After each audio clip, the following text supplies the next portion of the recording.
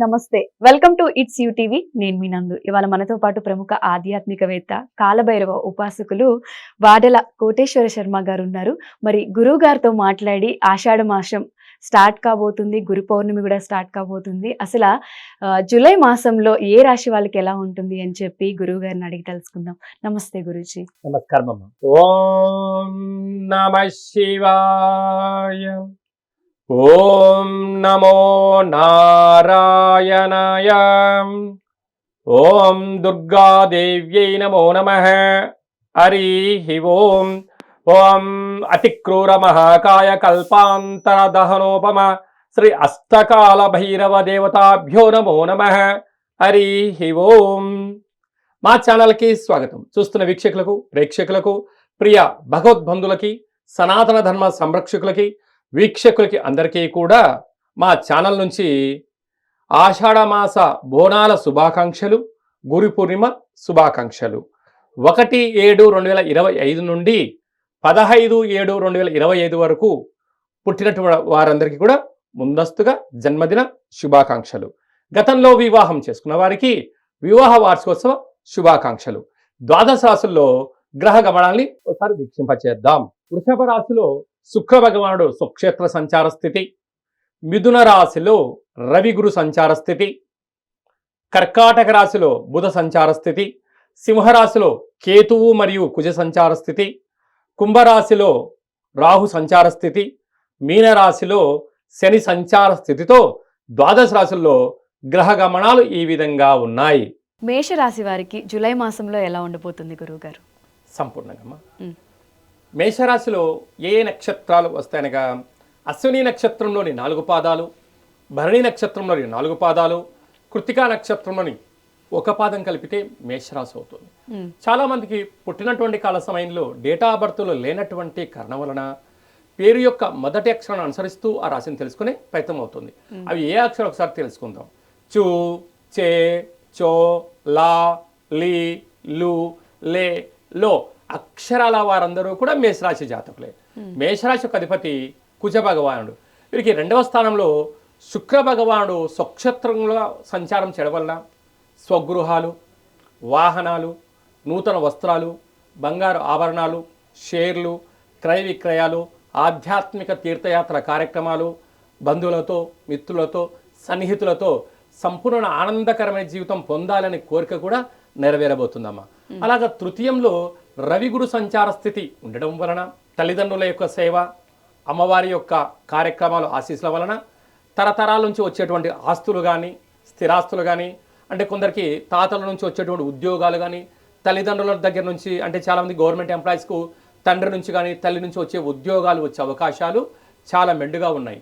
అదే కాకుండా అర్ధాస్తమ బుధ సంచార స్థితి ఉండడం వలన దయచేసి చిన్న చిన్న విషయాలకు ఆందోళన చెందాల్సిన అవసరం లేదు. అంటే చీమను కూడా, ఆవిగింజను కూడా భూతద్దంలో చూస్తే లావుగా కనపడుతూ ఉంటుంది. అలాగ చూడడం మానేసి మౌనం, ధ్యానం, ఏకాగ్రత, సత్ప్రవర్తన కలిగినట్లయితే ఎంత పెద్ద సమస్య అయినా చిరునతో స్వీకరించండి. వాటిని అధిగమించే ప్రయత్నం చేయగలిగినట్లయితే సకల శుభాలు మేషరాశి వారి సొంతమైతాయి. అలాగనే పంచమ స్థానంలో సంతాన స్థానంలో రుణ రోగ శత్రుకారకుడైనటువంటి కుజ భగవానుడు, జ్ఞానకారకుడు, మోక్షకారకుడు, అష్టమగ్రహకారకుడు కేతు భగవానుడు సంచారం చేయడం వలన సంపూర్ణమైనటువంటి నూతనంగా వివాహమైనటువంటి దంపతులకు పుత్ర పుత్రిక సంతాన యోగము, సంతానం కలిగిన వారు పిల్లల యొక్క చదువులు, పిల్లల యొక్క అభివృద్ధి, విదేశాలకు వెళ్ళాలి, రాజకీయాలకు తీసుకురావాలి, పారిశ్రామిక రంగాల్లో పెట్టుబడి పెట్టాలి అనేటువంటి మీ కోరిక నెరవేరబోతుందని చెప్పి కూడా గమనించగలగాలి. ఏకాదశ స్థానంలో రాహు సంచారం చేయడం వలన, అంటే లాభస్థానంలో రాహు సంచారం చేయడం, అలాగనే వ్యయంలో శని భగవానుడు సంచారం చేయడం వలన ఒకవైపు ఏలనాటి శని యొక్క సంచార స్థితి, ప్రారబ్ధ సంచార స్థితి ఉంది కనుక వీలైతే మనం అమ్మవారి దగ్గర ఎరుపు రంగు కూష్మాండ దీపాన్ని పెట్టగలిగినట్లయితే అద్భుతమైన యోగం కలుగుతుంది. అంటే అష్టమి తిథి అంటే అష్ట కష్టాలు తొలగించడం కోసం, పూర్ణిమ తిథి అనగానే పంచభూతాలలో చంద్రభగవానుడు ఆకాశంలో తెల్లగా చల్లగా ఎలా ఉంటాడో ఈ కూష్మాండ దీపాన్ని పెట్టడం వలన మీకు రుణ సమస్యలు, రోగ సమస్యలు, శత్రు సమస్యలు తొలగిపోతాయి.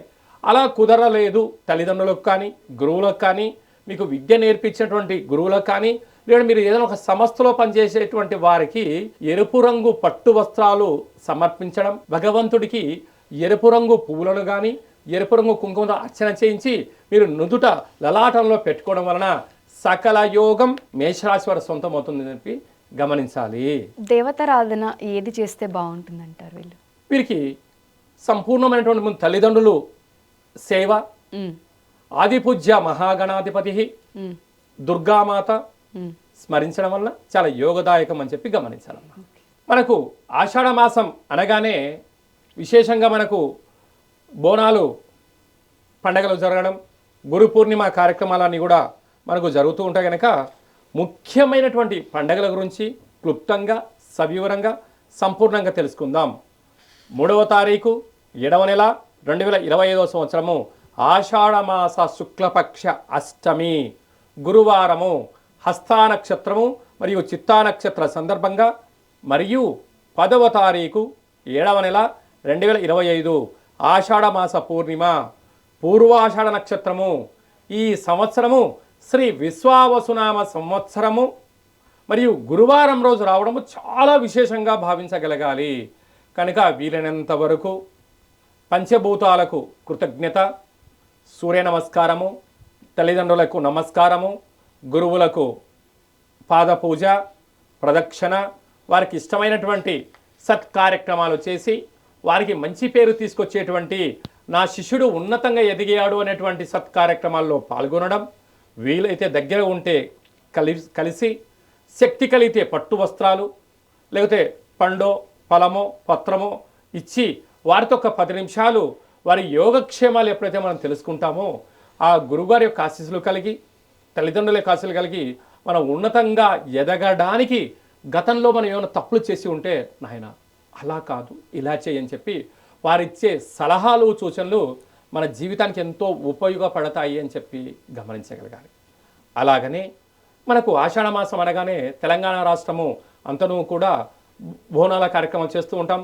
అమ్మను స్మరిద్దాం, అమ్మవారి యొక్క సేవలో పాల్గొందాం, అమ్మవారికి యథాశక్తిగా దీపం పెడదాం, గుమ్మడికాయను అమ్మవారికి ప్రసాదంగా ఏర్పాటు చేసుకుందాం.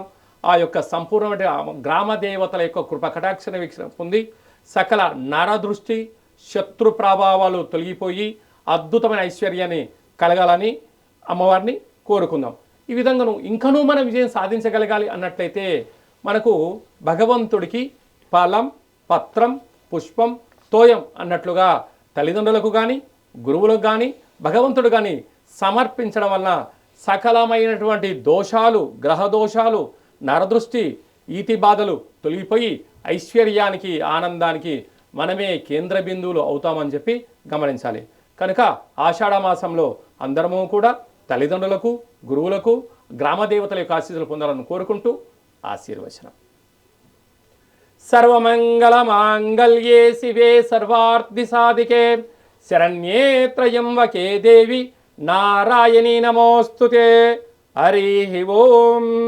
ప్రథమం శైలపుత్రి, ద్వితీయం బ్రహ్మచారిణి, తృతీయం చంద్రఘంటిక, కూష్మాండేతి చతుర్థం, పంచమం స్కందమాతేషు, షష్టమం కాత్యాయని చ, సప్తమం కాళరాత్రి, అష్టమం మహాగౌరీ, నవమం సిద్ధిరాత్రి. శ్రీ రాజరాజేశ్వరీ దేవత సకల దేవత అనుగ్రహ ఆశీర్వచనం అనుగ్రహ అఖండ గ్రామ రాష్ట్ర దేశ ప్రపంచ స్థాయి మధ్య పంచభూత దేవత గ్రామ దేవత ఆశీర్వచన అనుగ్రహ ప్రసాద సిద్ధిరస్తు తదాస్తు. సర్వే జనా సుఖినో భవంతు, లోకా సమస్తా సుఖినో భవంతు. సర్వం గ్రామ దేవతార్పణమస్తు. హరి ఓం.